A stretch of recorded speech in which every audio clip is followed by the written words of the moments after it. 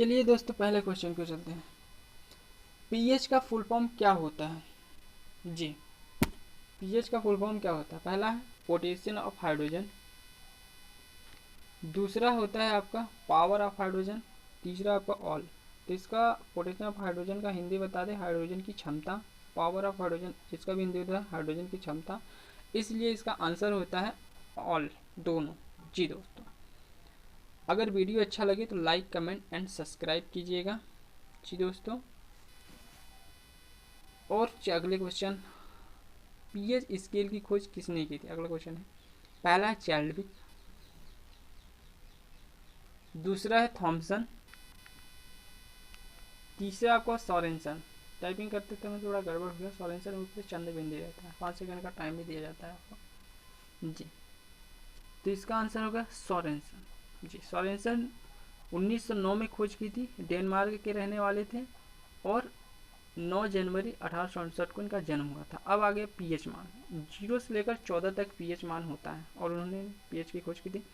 और 1 से लेकर 6 तक होता है अम्लता, 7 होता है उदासीन, और 8 से लेकर 14 तक होता है क्या? क्षारीयता। जितना ही कम होगा, जैसे किसी वस्तु का या किसी भी चीज़ का जो होता है पीएच मान होता है, जैसे 1 हो गया वो सबसे ज़्यादा अम्लीय होगा, 6 के रिलेटिव वो सबसे ज़्यादा, 6 कम अम्लीय होगा, 1 ज़्यादा अम्लीय होगा। उसी उल्टा होता है, 14 सबसे ज़्यादा क्षारी होगा और 8 उससे कम क्षारी होगा। मतलब ये तीर का निशान बता रहा है जितना ही ज़्यादा पीएच मान होगा क्षारीयता उतना ही ज़्यादा होगी 8 से ज़्यादा, और जितना ही कम मतलब अम्लीयता होगी पीएच मान उतना ही कम अम्ल होगा जी।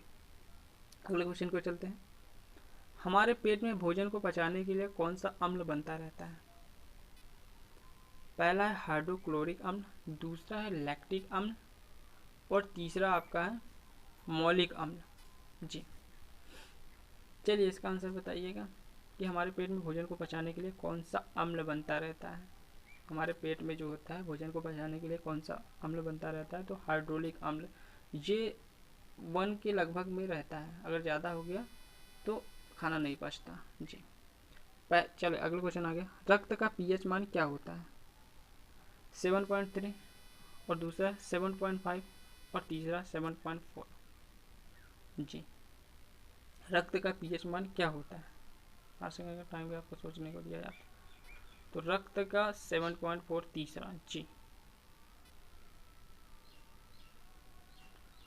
अगला क्वेश्चन आ गया, अमाशय रस का पीएच मान क्या होता है जी। अमाशय रस का पीएच मान क्या होता है? पहला 1.0, दूसरा 2.5, और तीसरा आपका 1.5 जी। अमाशय रस का पीएच मान क्या होता है? पहला क्वेश्चन, जो पेट को पचाने के लिए हाइड्रोक्लोरिक अम्ल जो था वो लगभग 1 के समान ही रहता है, ठीक है। तो इसका आंसर क्या होगा? 1 जी। यह है अमाशय रस जी, 1.0 होता है इसका अमाशय रस का पीएच मान। चलिए अगले क्वेश्चन को चलते हैं, नींबू रस का पीएच मान क्या होता है?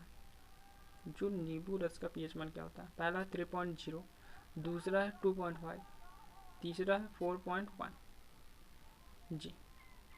तो 3.0 नींबू रस का पीएच मान क्या होता है जी? 5 सेकंड का टाइम भी दिया जाता है आपको।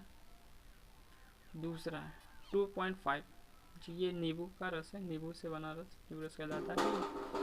अगला क्वेश्चन की ओर चलते हैं जी,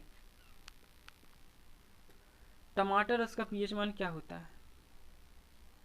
टमाटर रस का पीएच मान क्या होता है? पहला है 4.1, दूसरा है 5.6, तीसरा आपका है 6.5 जी। टमाटर रस का पीएच मान क्या होता है?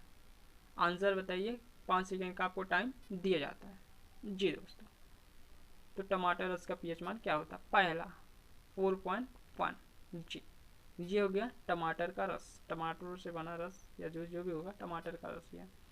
अगला क्वेश्चन चलते हैं, सिरका का पीएच मान क्या होता है जी? सिरका का पीएच मान क्या होता है?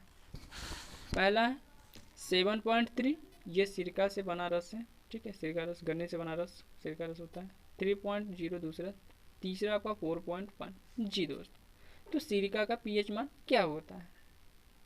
5 सेकंड टाइम आपका खत्म होता है, आंसर आ गया दूसरा 3.0 जी दोस्त। और वीडियो अच्छा लगे please like comment subscribe and share कीजिएगा प्लीज़ दोस्तों। चलिए अगले क्वेश्चन को चलते हैं, पसीना का पीएच मान क्या होता है? जो अपने शरीर में पसीना होता है उसका पीएच मान क्या होता है? मतलब पोटेंशियल हाइड्रोजन कितना, हाइड्रोजन की संख्या कितनी होती है उसमें। जी, तो पहला 4.5, दूसरा 4.1, तीसरा है 11.5। 5 सेकेंड टाइम आपका अब यहाँ पे ख़त्म होता है। अब इसका आंसर फर्स्ट जी 4.5। जी दोस्तों, वीडियो अच्छा लगे तो लाइक कमेंट एंड सब्सक्राइब कीजिएगा। जी दोस्तों, चलिए अगले क्वेश्चन पर चलते हैं।